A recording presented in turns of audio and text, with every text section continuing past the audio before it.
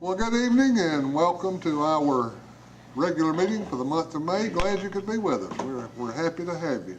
We'd like to begin each meeting with a moment of silence and invite you to join us if you would like. And remember one of our employees, Mr. Steve Moore, our Director of Adult Education, lost his father a couple of days ago. So keep that family in your thoughts and prayers. But join us if you will.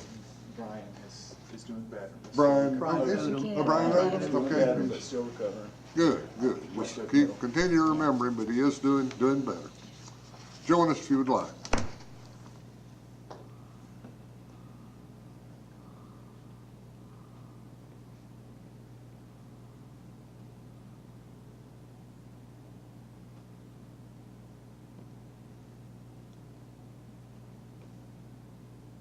Thank you. The first item is approval of the agenda from our May 20th. Approval of agenda for our May 20th, this meeting's agenda. Without objection, we will approve it. Any corrections? The agenda for May 20th is approved. Special recognitions. First one is the James M. Brown Scholarship recipient. We do have a couple of recognitions tonight, and we are just blessed to have Miss Brown in our audience tonight. So we're going to ask Miss Brown to come up and share some scholarship recipients with us. Ms. Brown, can I get you to come to this microphone here? Okay. Because that way we'll get your voice on the record back there for our video and audio recording. Thank you, Dr. Thorsland, Mr. Lee. I'm so proud to introduce you tonight to two of the students that have been chosen for the 25th recipients. And this is the 25th year that the James M. Brown Scholarship has been presented. And it has been such a pleasure for me to have a little insight into what's happening in our schools as we have the auditions. And this scholarship was given in memory of my husband, James M. Brown. And it's through that scholarship that I have been able to continue enjoying what happens in our schools. Every year we think, oh, these are the best students we've ever had. But I honestly believe that these two students this year they're off the chart. They really are. And I want to not only congratulate our school district, but I want to congratulate the homes of these children. I think more than ever before, I recognize how important it is for the school and the home to have a partnership. And when these girls auditioned in their field, the judges came back and they said, what are we going to do? We can't eliminate either one of those girls. And they looked at me and they said, do we have enough money? And I said, well, let's think about it. I said, let's think about it a little while. And so we decided that there was no way that we could choose between either of these girls because both of them excelled in their chosen field. And the persons who have been serving in this capacity and I were able to look over the list of those that have been given scholarships through the years. And I wanted to tell all of you that several of those students turned out to be teachers in the schools of Oconee County. And that just thrilled me even more. But tonight I'm here to recognize Kyra Morgan and her field of expertise. I'm sure this is not the only one that she excels in, but the theater arts. And she just had a marvelous performance. I'm sorry that you haven't been able to see that because it was just wonderful. And our other student is Danielle Strada, and she is a dancer, a ballerina dancer, and just thrilled my heart. And Danielle, you didn't know it at that time, but my granddaughter is a ballerina dancer, and she is going from high school in Atlanta to a school in Pittsburgh, Pennsylvania to pursue her career in dancing. But these two students certainly will represent Oconee County well. All of you that are in this room tonight should be so proud of our schools. When I talk with people in different parts of our state and in other states, it makes me even more proud of what these persons here and what all of the faculty and administration persons are doing in our county for our students. And so tonight, let's give them all an applause, including these two girls.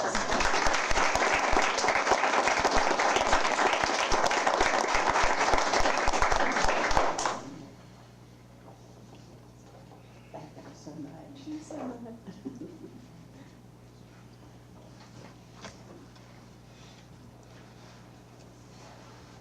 Congratulations, young ladies. Glad to see that. And Ms. Brown, always good to see you.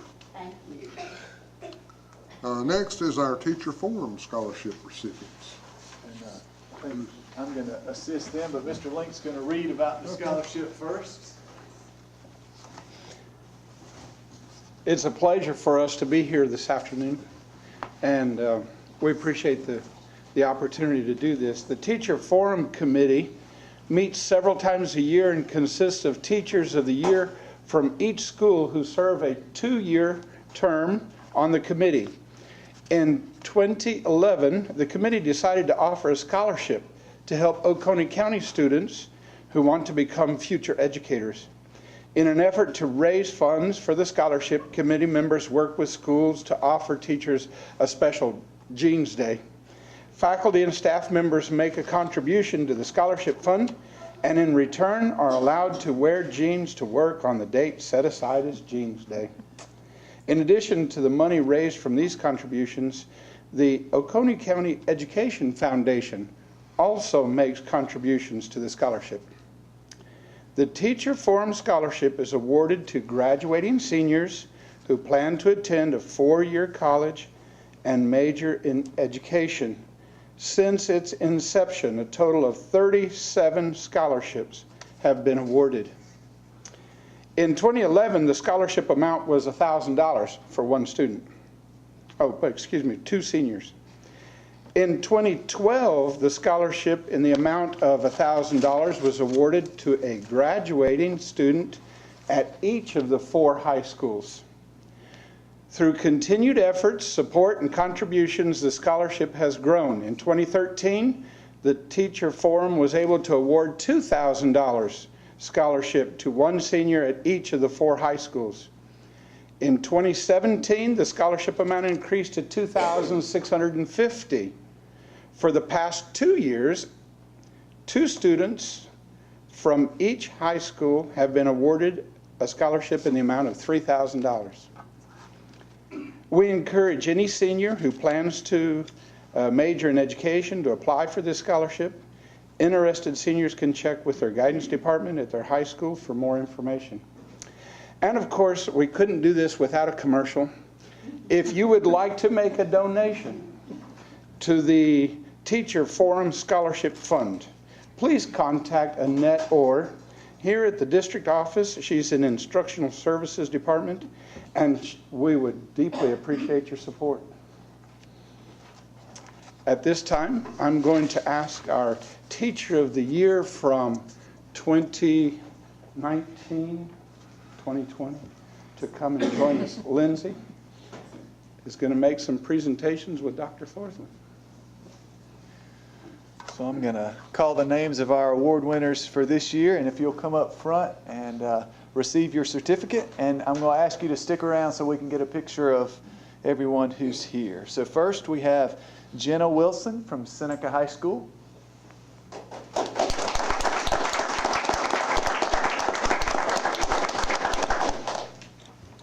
Adia Coleman from Walhalla High School.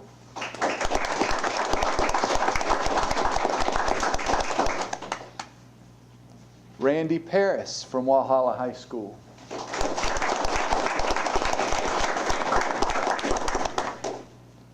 Abigail Burdette, West Oak High School.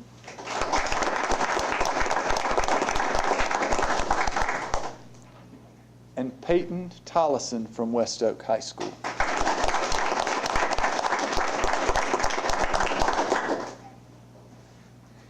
y'all hold still for just 1 second. Mr. Hamby's not here, so I'll send this to him and he can tweet it out for us tonight. 1, 2, 3. Thank you. So congratulations to all of you.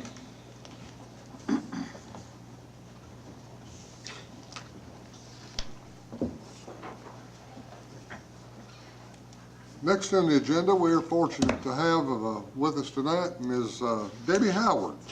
She's the Oconee County our representative on the state school board. And Ms. Howard, come forward with some good news for us.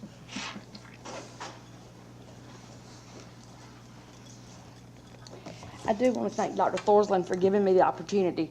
A lot's been going on. I had the opportunity 2 weeks ago to be in Columbia to be with Lindsay when she was recognized as the Teacher of the Year for Oconee County and the selection of the State Teacher of the Year.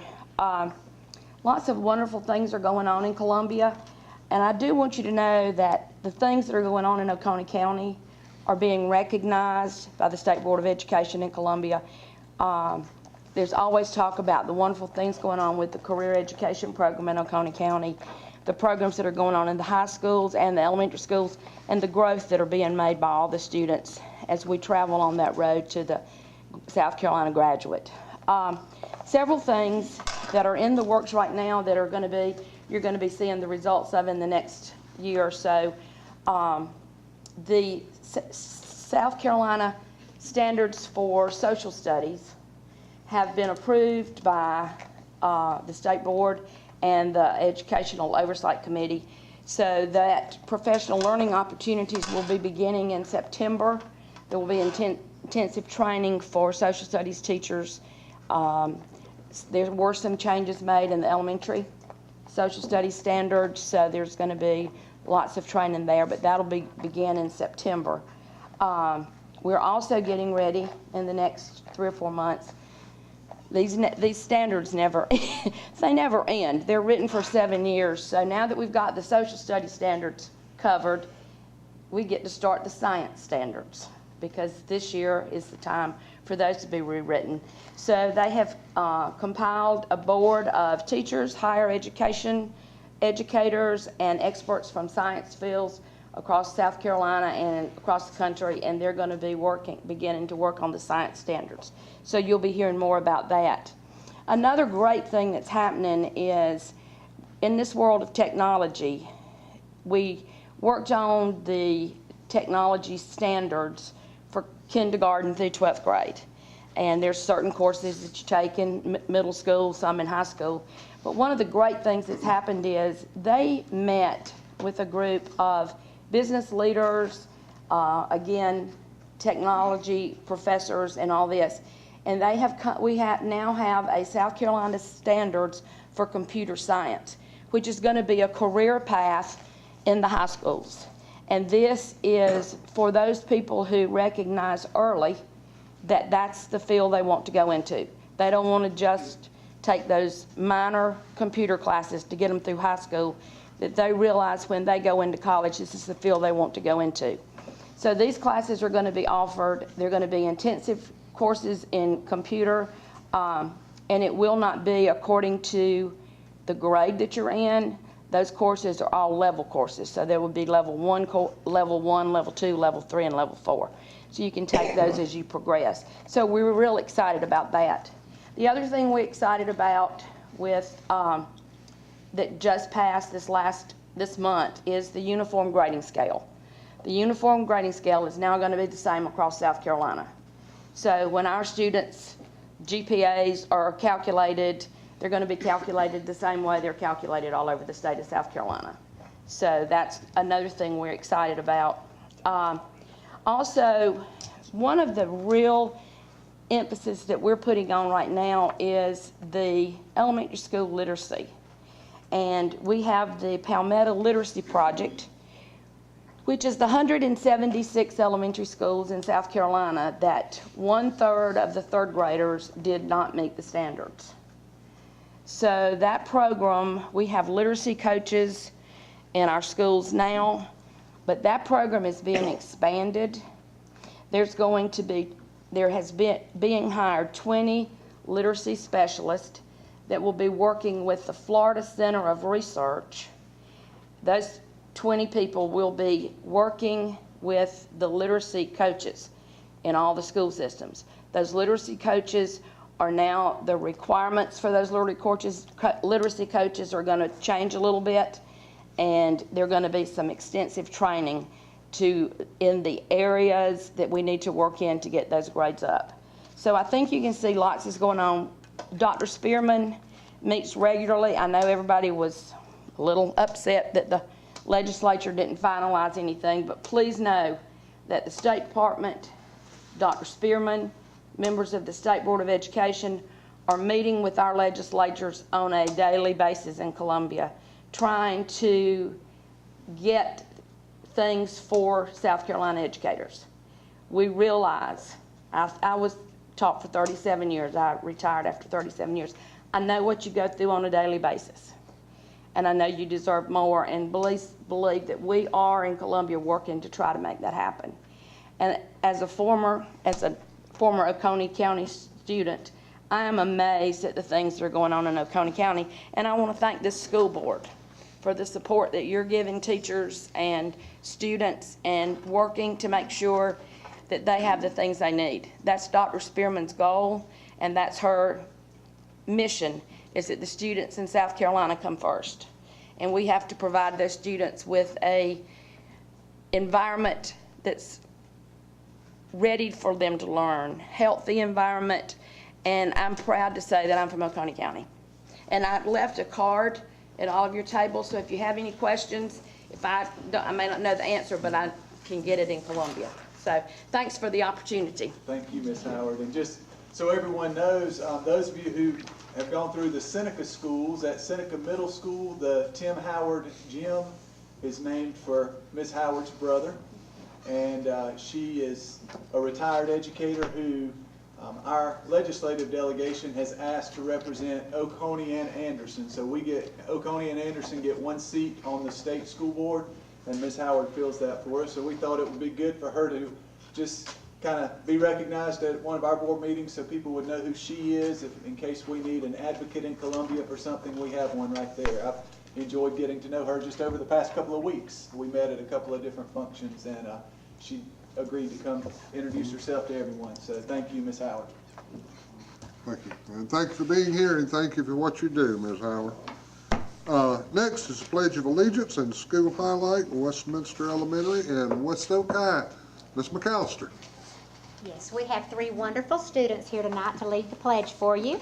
We have Annalie Donald, Molly White, and Anna Kate Towle. Come on.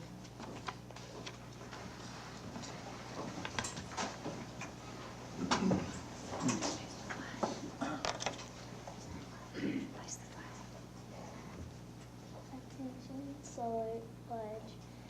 I pledge allegiance to the flag of the United States of America and to the republic for which it stands, one nation, under God, indivisible, with liberty and justice for all. Thank you, girls. Thank you, girls. We're going to share a few things with you tonight that we're very proud of, and we're going to start with scores. I'm going to ask Ms. Page to tell you a little bit about our scores. I'm Paige Lau, the assistant principal, and I know y'all hear about scores all the time, so I'm just going to give you a brief overview of our students' progress at West-El. Last year when we were here, we highlighted the new Jack and Jilly reading curriculum that we purchased for kindergarten teachers to use, and we expanded that to kindergarten and first this year. But to touch back on that, this year our kindergartners can read an average of 85 sight words fluently compared to 60 last year. This time last year, the average reader, or Jack and Jilly book level, in kindergarten was 17, and this year our kindergartners are on an average of 24. So we're seeing growth using that curriculum. Around 50% of our kindergarten through 5th graders met their growth target in reading and math MAP. All of our general education students in 3rd grade are projected to receive a meets or exceeds on the SC Ready Reading Assessment.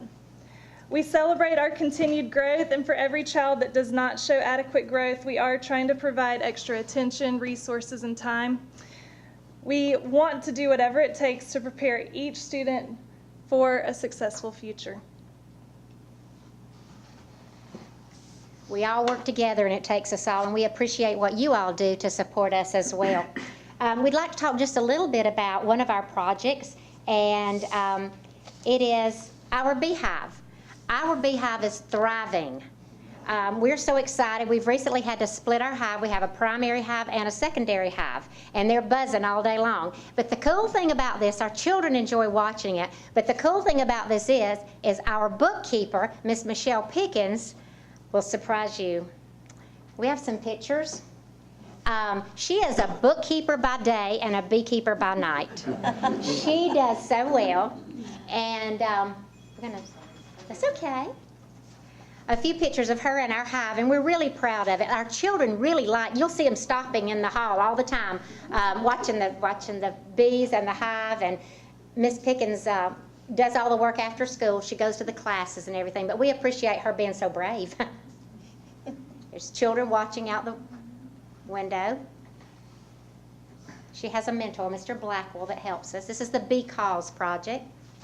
And you will see the honey in front of you. There's the inside picture. It's the frame that you fold. We really like it.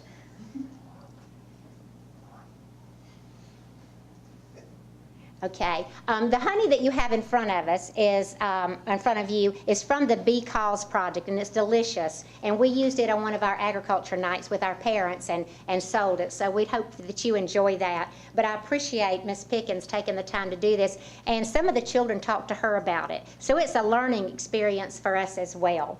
The next thing that I'd like to share a little bit with you about is our garden. Here's a picture of one of our gardens. We have some out front that we haven't done a really good job with this year. We hope to do better next year.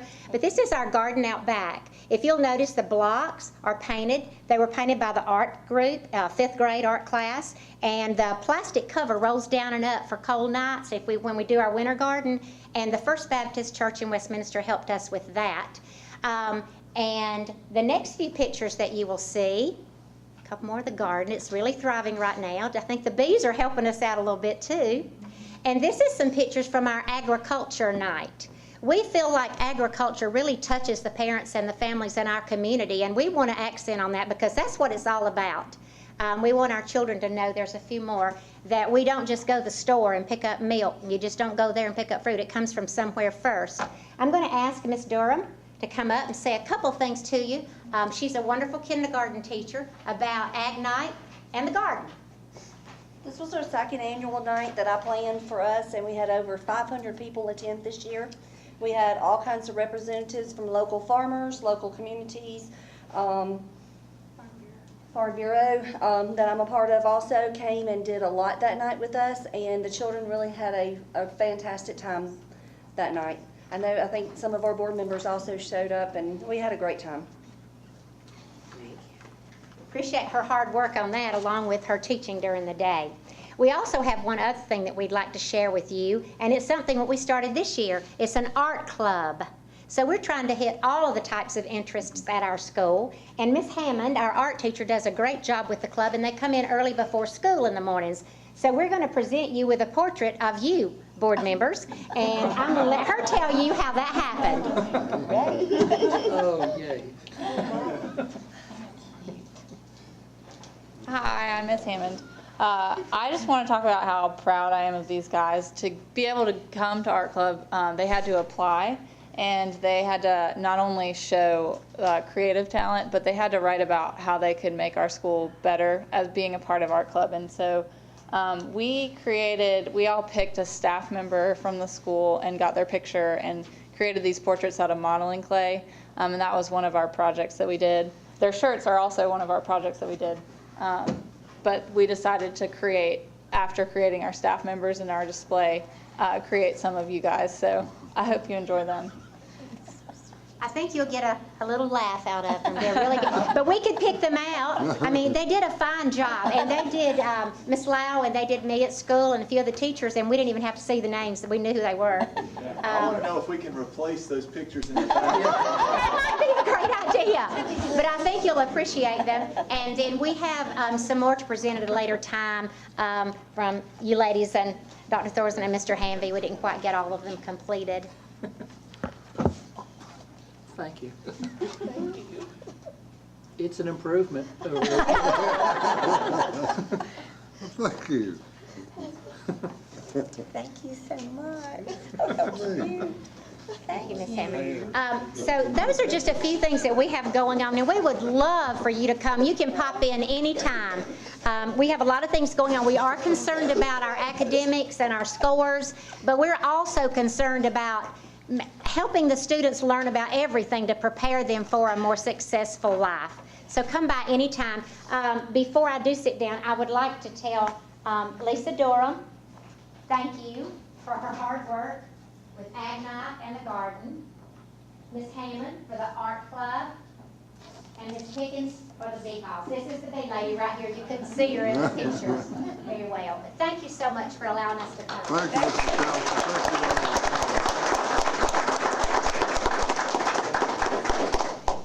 Mr. Blackwell.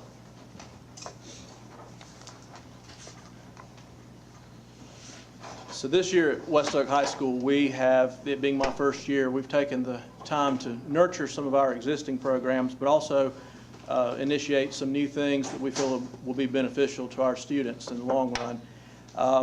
This year, we have already seen some progress in our EOC scores, our fall EOC scores. Of course, we don't have the spring scores in yet, but we're hopeful that those will be a little bit better than they have been in the last few years.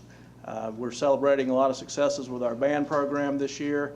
Our sports programs are making a turn. The spring sports this year, our girls soccer or baseball, they experienced some levels of success that they've not had in recent years, so we're very proud of that. But rather than me go through all of that myself, Ms. Faith Davis put together a video for us, and Dr. Witherspoon collected some data points that will be in this video.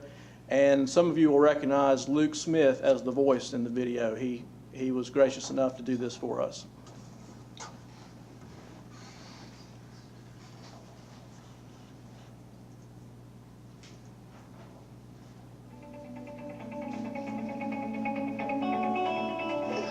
This year at West Oak High School has truly been about a new day for our school.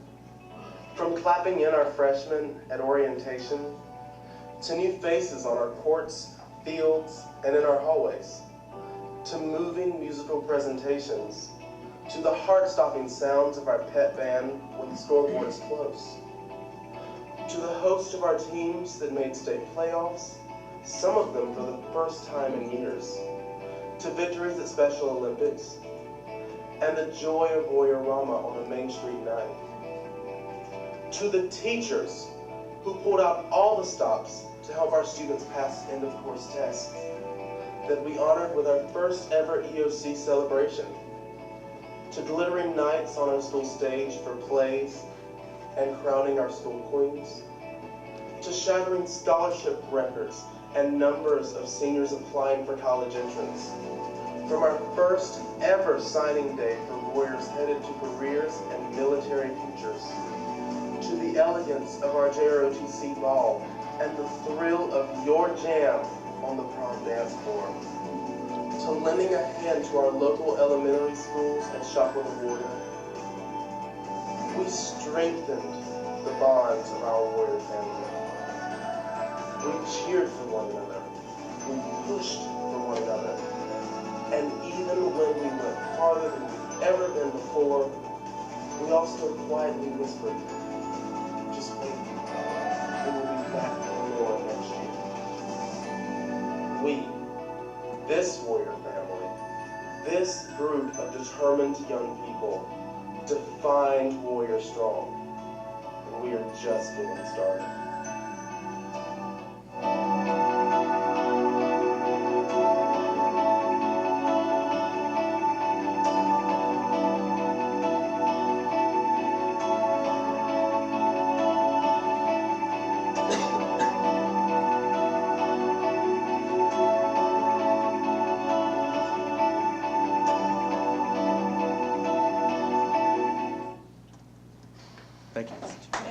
Next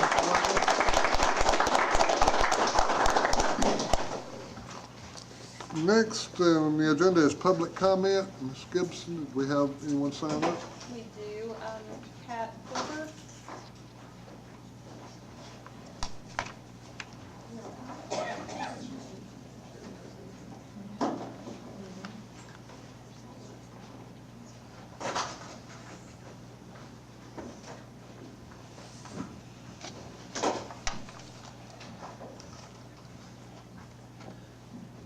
Hello, my name is Kat Clever, and I'm a graduating senior at Seneca High School. We are here to discuss the dress code required for graduation. This dress code strictly states that women must wear at least 1-inch heels and a dress that should be shorter than the robe and must have a V-neck or scooped neckline. Boys, on the other hand, are only required to wear black dress pants and black dress shoes. Our concern is that this dress code is offensive, and we would like to see it changed for the future. The requirement of heels is outdated. While heels might have been vogue in the 70s, they are no longer in favor over flats today. Sales trends show that heel profits have dropped, and many businesses prefer flats for safety reasons. While graduation is a formal event, I have a pair of dressy flats that would not only look favorable, but would also make me comfortable and confident. Some of my friends were forced to buy heels for this occasion because they did not own a pair themselves because they don't wear them very often. Amending the dress code to include heels would be, to include flats and heels at the same time would be beneficial and safe for women graduating for next year and the future. Furthermore, the requirement of a dress is also outdated. While women are forced to wear a dress that must be shorter than the graduation gown, boys must wear pants that do not show any part of their legs. As a woman, showing my legs on stage is uncomfortable, and some of my fellow students are here today feel uncomfortable with the idea of showing off their legs as well. There was a time in the 1920s when it was illegal for women to wear pants in the United States. However, this was 100 years ago. Allowing us to wear nice dress pants would make us feel more confident and equal as we're graduating. Furthermore, this dress code is very restricting on a woman's body versus a boy's body in regards that we are required to wear a V-neck dress or a scooped neckline, but we are not allowed to show any cleavage, which is very hard to find in stores today. While boys only have to wear a white button-down shirt and a tie. Again, this dress code insinuates that women must show skin while boys must cover. This policy makes us uncomfortable, not to mention the LGBTQ community, who also must abide by this policy. We are here today to seek immediate change for all future graduating students. Please take this into consideration. We feel very strongly that this dress code be properly amended. Thank you for your time. Thank you. Just add a comment. I think Mr. Hamby met with Kat earlier, and I want you to know he came back and talked about how well prepared you were and how you were very articulate with your argument. And I believe that Ms. Leroy and Mr. Hamby have worked out maybe some compromises, maybe, is that the right word for this year? And it is something that we'll certainly continue to talk about. But I want to applaud you for handling it the way you have. Mr. Hamby said you've been very respectful and, like I said, very well prepared. So thank you for doing it the right way. Good job. Thank you for hearing me. Thank you for being here. The next on the agenda is approval of the minutes for our April 8th work session meeting and our April 22nd regular board meeting. Anyone notice any corrections, errors in the minutes? Without objection, we will approve the minutes. The minutes for April 8th work session, April 22nd board meeting are approved. Action items, local board approved courses. Ms. Simmons. Yes, sir. At the last meeting, I had shared we have 6 new local board approved courses up for approval for the 1920 school year. The top 2 sheets of this exhibit talk about adventure education, offering at Walhalla High School, marching band auxiliary color guard, also at Walhalla High School, Green Steps at Walhalla High School, and team sports 1 through 3 at Seneca and West Oak High School. The other courses that are on the list were approved last year, have been offered in years past, so they do not have an application required. So if there's any other questions about the syllabus or any other details from these courses, I'd be happy to answer those questions. Any questions? Can I get a motion on the local board approved courses? Mr. Chairman, make a motion that we approve the local board approved courses that have been presented. I'll second that. Motion and second, discussion. Those in favor? The local board approved courses are approved. Thank you. Board meeting dates for revision for FY19, Dr. Thorson? Yes, and if you recall from last week, this is simply changing the board retreat from the June 17th meeting to the July 15th meeting to ensure that we have everyone present. So it's we have board meetings on both nights. It's just taking the afternoon portion of that retreat, 2 to 5:30, I believe, and we'll move that to July. Questions? A motion on the revision of the FY19 board meeting dates? Mr. Chairman, I move that we approve for fiscal year 19 board meeting date revision. I'll second that. Motion and a second to approve. Those in favor? The FY19 board meeting date revision is approved. Second reading approval on policy IHBG homeschooling. Ms. Simmons or Mr. Dr. Thorson, who's going to? Yeah, I'll take that one. Okay. So this is somewhat to get us, get our policy current with our practice. I told you that we did have a young lady who is technically a homeschooler who's taking an AP class with us. And in the past, we've allowed it at the Career Center, but we did discover that our policy didn't have those provisions. So we've updated the policy, met with the high school principals and talked to them. This would allow middle school students in the fine arts or high school students in the fine arts AP classes or Career Center classes who are homeschooled to take up to one class per semester in the public schools with the stipulation that they would pay the fee that it's prorated based on the class period, but it's essentially the payment we would get from the state for those students if they were in the public schools. They would pay the prorated share of that based on the class they would take, but this would allow a homeschool student to come benefit from public schools in those specific areas. And if you think about it, it'd be very difficult for a homeschool student to participate in marching band, for example.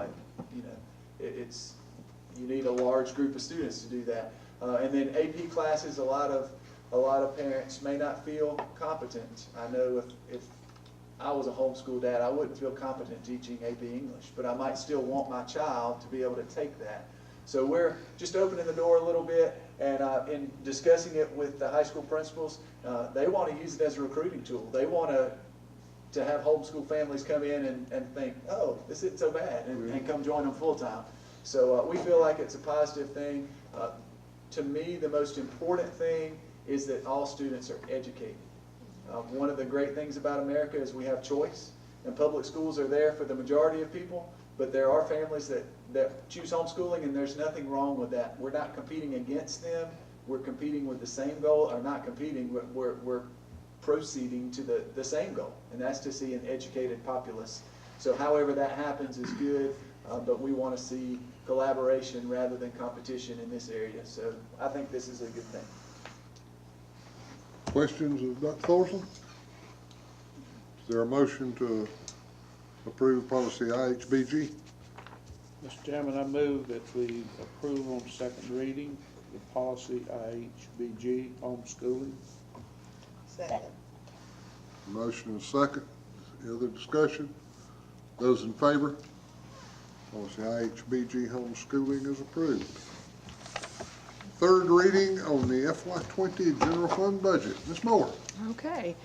Well, you all know that this budget process is a long one, and that things can change as we go along. Almost every day during the process, the leadership team discusses the budget and how we can make it better for our citizens. And so Ms. Gibson is giving out what is going to be the final version of the budget. And it is different from the two that you've seen before. It is the one that we presented to County Council, which does not have a tax increase, but does have an increase in the revenue, hopefully from the growth of a mill. So we are recommending that you pass this budget, which would leave us with a $2.8 million deficit, but that we feel strongly that we can address that as the year goes on, and we know what happens in the state budget talks and how our salaries shake out after we know who we have in place. So that's our recommendation. I just wanted to add, we've talked about this quite a bit over the past months, and I've had conversations with some of you individually about it, and we've presented to County Council and spoken with some County Council members, and there's been a lot of talk about you know, whether we need to reduce this deficit by asking for additional revenue. Of course, I mentioned last time, I think that there are two ways to address a budget deficit. You can lower expenditures, or you can increase revenues. And we had talked about it, and I think on first reading you approved a 1 mil, what we project to be a 1 mil tax increase. I do remember a conversation a couple of years ago when County Council agreed to increase the millage levy for the school district from 110 to 115, and there may have been some decimals in there. I'm kind of rounding, but it was an increase. I remember a conversation with Paul Kane about we need to operate within that for a number of years, and I just, the more we talked about it as a staff, the more we feel comfortable with planning for a budget that would keep a flat millage rate. This is our best effort. A budget is a guess to some degree, so I can't promise that these numbers are going to be exactly accurate, but it certainly is a good faith effort to keep millage flat. We don't know that because of the way budgets are approved in South Carolina. The millage can't be set until September, and we're already 2 or 3 months into our budget year by that time. But the 500 and, I need my glasses, $553,000 increase, that is what we anticipate. So if the value of a mill grows from last year to this year the same way it did the previous year, that's what the increase would be. So that's how we came up with that number. We did meet with Christy across the street as we tried to prepare this. Glorious numbers, but again, we're trying to gather information the best way we can. So this is our good faith effort to keep taxes flat, and that's just what we feel the best about at this point. Any questions or comments? Well, I just want to make by my calculation, we're salary and fringe, $95,889,562 out of $106,728,764 budget. Yes. Which is 89.8% of our budget is personnel. Yes. Not power, not concrete. Just want to make certain everybody knows that. There's a little wiggle room anywhere else. There's not a lot. There's certainly a little more than 10%. And could we save a little bit in that 10%? Absolutely. We can't save a great deal in that 10% because that includes fixed costs like our insurance coverage. That includes our utility bills at all the schools. And I think I've said before, people don't realize what it costs to run a school, just the physical building of it. Some of our schools have power bills that are 5 figures every month. I mean, think of it. We think about, you know, our personal residences, a power bill, I don't know, $250, something like that. Some of our schools have in the 10,000 plus range for power bill. So it's expensive. And that's not being extravagant. It's just when you have that many square feet to heat and cool and have light and those kinds of things, it's expensive. So there's not much wiggle room in that extra 10%. And yes, it is good to point out that the majority of our budget is in people, because education is a people business. It takes a teacher, teacher's aide, guidance counselors, principals. It takes those people to run a school district. The other, and these are all moving targets, so to speak. And if little Joey comes into the school district that needs special assistance as a companion aid, that's not included. We have to pick up that tab later on, correct? That's correct. In other words, I mean, we happens we don't have a crystal ball. Probably 10 to 12 times over the course of a school year, we'll have a student who, they may have been our student. You know, they may have come in as a kindergartner. They may have been an Oconee County resident for a long time, but they'll come in and have special needs that cause us to add staff during the year. That can happen. So we kind of predict that, but again, a budget's a plan. And the bad thing, you know, if in our personal budgets at home, if we stay within 1%, you know, that's pretty good. That's a plan. You stay within 1% of it. That's pretty good. 1% in a plan here, deviation one way or the other, can be $1 million. That's a lot of money. So we do the best we can. Again, this is our honest effort to keep millage flat and not see a tax increase for the general fund budget for the school district. Mike, remind me again where this leaves us with our fund balance. There are two parts to that. Number one is where the fund balance will be at the end of this fiscal year. The projection that we shared with council a month or two ago had it at $20,300,000 and some odd thousand. That reflects quite a reduction, $2 million plus reduction from where it was June 30th of last year. I don't think it will be quite that drastic. That's, again, with the way you've asked us to budget conservatively, that's reflecting that conservative budgeting. So it's probably going to be in the neighborhood of $21 million at the end of this year, somewhere in that ballpark. However, approving this budget as it stands spins into that fund balance further. So a year from now, we could be looking at below $20 million. And matter of fact, we kind of anticipate that. But we recognize that our task, beginning in September, once the millage is set, will be to tighten our belt and cut some of our expenditures. Some from the 10%, probably some from the 90% too. But we need to get our expenditures down so that we don't run a budget deficit in the future. The fund balance, I guess it's like my savings account. How do you use that fund balance, like next year come July? What do we do with that fund balance? When do we use it? It's actually different than your savings account. You have a savings account to use, that's extra money, Right. kind of. Well, we use the fund balance to carry us from June, when we're getting a little bit of tax money, through October, because from July to October, we don't get the big tax dollars. We get money from vehicles and boats and those kind of things. So maybe $350,000, $400,000 a month.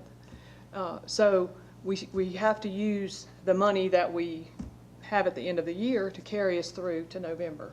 Sometimes in November, our cash balance will be $5–6 million, and our payroll is much more than $6 million. So that's how we use it. Then when taxes come in, of course, it's built back. Money comes That's back. right. That's right. Right, so this time of year, our fund balance would, if you just looked at Yeah, it what's in the account, it will be high High. because we've received the majority of our tax dollars for the year. But if you look at it in November, December, that's when Ms. Moore worries that, are we going to have enough to make next month's payroll? And there are many school districts that can't make payroll in November, December, and they do what's called a TAN, which is a tax anticipation note, which means they're borrowing money to make payroll in November, December, January in anticipation of those February tax receipts that then they have to refund what they borrowed to make payroll. So it's a much better situation not to need a TAN, and we've not used one in Probably 5 years. 5 years. So that's a good thing. Dr. Forsland, and may want to be aware too that that reserve fund, the state requires that you have a month's operating expenses for your school system at all times in that fund. If not, then you can be put on 3 different levels of emergency action, a physical emergency or emergency altogether. So that is required by the state. And districts have been We have placed on several right now that we have put on that physical emergency. Well, I really appreciate the entire staff, all the hard work on this. It's very, very difficult to do a budget when you don't know how much money you're gonna have to spend to begin with, you know. And state funds is still just a guess. I think the committee met today, is it, or tomorrow? I know they met Friday, and they may have met today, but there was no decision. Yeah. They didn't Yeah, I decide know, anything. still nothing, but I appreciate the hard work. Other questions? Comments? Is there a motion on the FY20 general fund budget? Mr. Chairman, I make a motion that we accept the FY20 general fund budget as presented by management. Second. Motion and second to approve the FY general fund budget as presented. Any discussion? All in favor? It's unanimous, and the FY20 general fund budget is approved.